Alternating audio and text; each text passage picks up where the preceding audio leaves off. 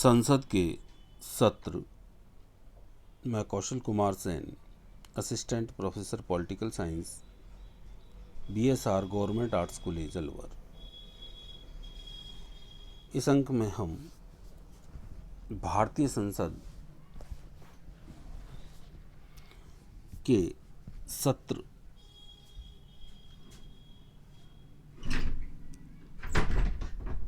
सत्र का स्थगन, अनिश्चित काल के लिए स्थगन, सत्रावसान, सदन का विघटन आदि का अध्ययन करेंगे। तो सबसे पहले संसद का सत्र आहूत करना, बुलाना, अर्थात सभा में उपस्थित होने का आदेश देना। संसद के प्रत्येक सदस्य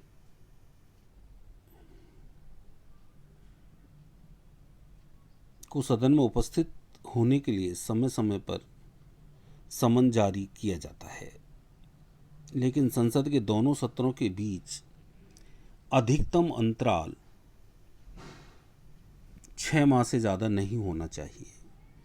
दूसरे शब्दों में, संसद को कम से कम वर्ष में 2 बार मिलना चाहिए। सामान्य वर्ष में 3 सत्र होते हैं।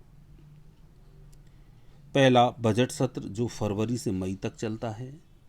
दूसरा है मानसून सत्र जो जुलाई से सितंबर तक चलता है। और तीसरा है शीतकालीन सत्र जो नवंबर से दिसंबर तक चलता है। संसद का प्रथम बैठक से लेकर सत्रावसान लोकसभा के मामले में विघटन तक, सत्रावसान लोकसभा का विघटन के मध्य की समाप्ति है। अर्थात संसद का सत्र प्रथम बैठक से लेकर सत्रावसान के मध्य की समाप्ति है।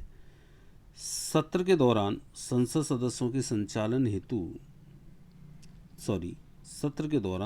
के कार्यों के संचालन हेतु प्रत्येक दिन आहूत होता है। एक सत्र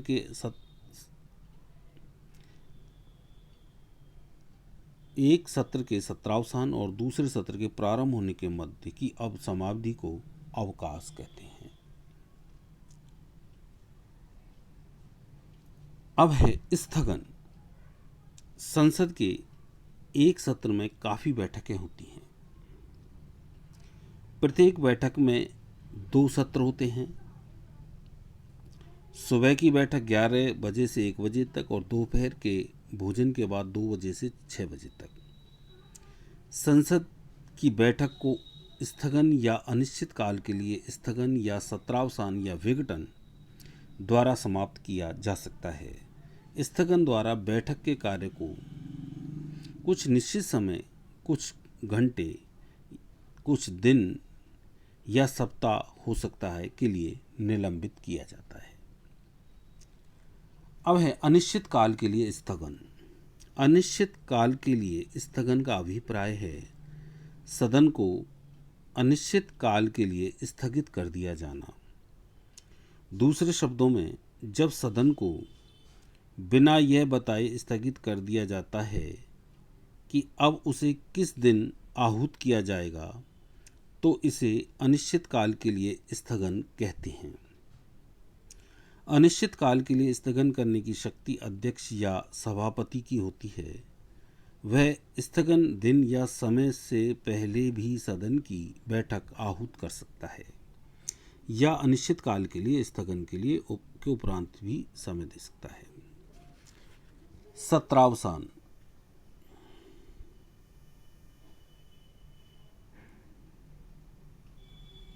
पीठासीन अधिकारी, अध्यक्ष जिसे लोकसभा में बोला जाता है, सभापति जिसे राज्यसभा में बोला जाता है, सदन को सत्र के पूर्ण होने पर अनिश्चित काल के लिए स्थगित करता है। इसके कुछ दिनों में ही राष्ट्रपति सदन सत्रावसान की अधिसूचना जारी करता है। हालांकि राष्ट्रपति सत्र के दौरान भी सत्रावसान कर सकता है। सदन के स्थगन एवं सत्रावसान के अंतर को हम इस प्रकार समझ सकते हैं, जैसे स्थगन में यह सिर्फ एक बैठक को समाप्त करता है, न कि सत्र को। जबकि सत्रावसान यह न केवल बैठक बल्कि सदन के सत्र को समाप्त करता है। इसी प्रकार स्थगन पीठासीन अधिकारियों द्वारा किया जाता है, जबकि सत्रावसान राष्ट्रपति द्वारा किया जाता है। स्थगन किसी विधेयक या सदन में विचाराधीन काम पर असर नहीं डालता, क्योंकि वही काम दोबारा होने वाली बैठक में किया जा सकता है।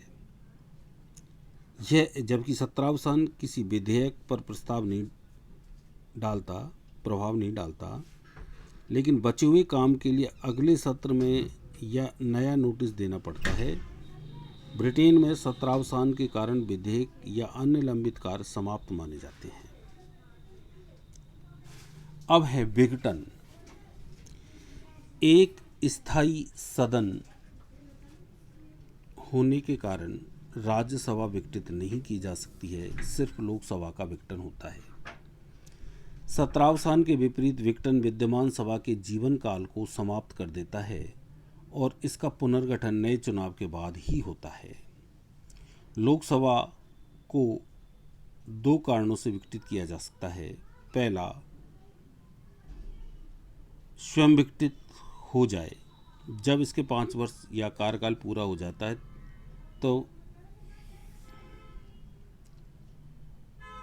इसका काल पूरा हो जाता है और यह विघटित हो जाती है, किंतु राष्ट्रीय आपातकाल के समय इसका समय बढ़ाया जा सकता है।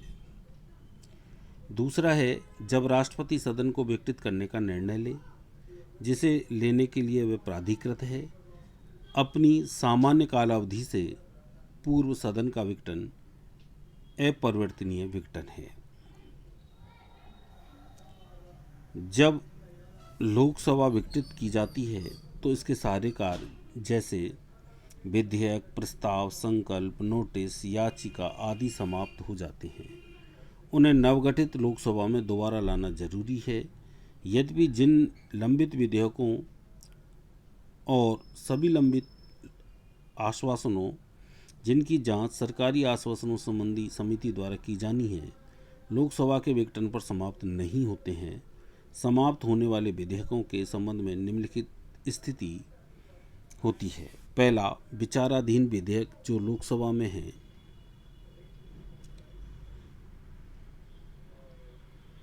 दूसरा, लोकसभा में पारित किंतु राज्यसभा में विचाराधीन विधेयक समाप्त हो जाता है। ऐसे विधेयक जो दोनों सदनों में असहमति के कारण पारित न हुआ हो और राष्ट्रपति ने विघटन होने से पूर्व दोनों सदनों की संयुक्त बैठक बुलाई हो, समाप्त नहीं होता है। ऐसा विधेयक जो राज्यसभा में विचाराधीन हो लेकिन लोकसभा द्वारा पारित न हो, समाप्त नहीं होता है। अब है गणपूर्ति अर्थात सदन का कोरम। कोरम या गणपूर्ति सदस्यों की न्यूनतम संख्या है जिनकी उपस्थिति से सदन का कार्य संपादित होता है। यह प्रत्येक सदन में पीठासीन अधिकारी समेत कुल सदस्यों का 10वां हिस्सा होता है। इसका अर्थ है, यदि कोई कार्य करना है तो लोकसभा में कम से कम 55 सदस्य एवं राज्यसभा में कम से कम 25 सदस्य अवश्य होने चाहिए। यदि सदन के संचालन के समय कोरम पूरा नहीं होता है तो यह अध्यक्ष या सभापति का दायित्व है कि वह या तो सदन को स्थगित कर दे या गणपूर्ति तक कोई कार्य संपन्न न करे। अब है सदन में मतदान। सभी मामलों पर सदन में या दोनों सदनों की संयुक्त बैठक में उपस्थित सदस्यों के बहुमत से पीठासीन अधिकारी के अलावा निर्णय लिया जाता है। संविधान में उल्लेखित कुछ विशिष्ट मामलों जैसे राष्ट्रपति के खिलाफ महाभियोग, संविधान संशोधन कार्यवाही, पीठासीन अधिकारियों को हटाना आदि में विशेष बहुमत की जरूरत होती है। सदन का पीठासीन अधिकारी पहले प्रयास में मत नहीं देता है, लेकिन मत बराबर होने की दशा में वह मतदान कर सकता है। सदन की कार्रवाई किसी अनाधिकृत मतदान या भागीदारी या इसकी सदस्यता में किसी रिक्त के बावजूद वैध होगी। संसद में भाषा। संविधान ने हिंदी और अंग्रेजी भाषा को सदन की कार्यवाही की भाषा घोषित की है। हालांकि पीठासीन अधिकारी की सदस्य को अपनी मातृभाषा में बोलने का अधिकार दे सकता है। दोनों ही सदनों में समानांतर रूप से अनुवाद की व्यवस्था है। तथापि यह व्यवस्था की गई है कि संविधान लागू होने की तिथि के 15 वर्षों बाद अंग्रेजी स्वमेव समाप्त हो जाएगी। यह तिथि 1965 थी। वैसे राजभाषा अधिनियम 1963 हिंदी के साथ अंग्रेजी की निरंतरता की अनुमति देता है। इस प्रकार हमने संसदीय सत्र सत्रावसान विघटन संसद में भाषा आदि का अध्ययन किया। धन्यवाद।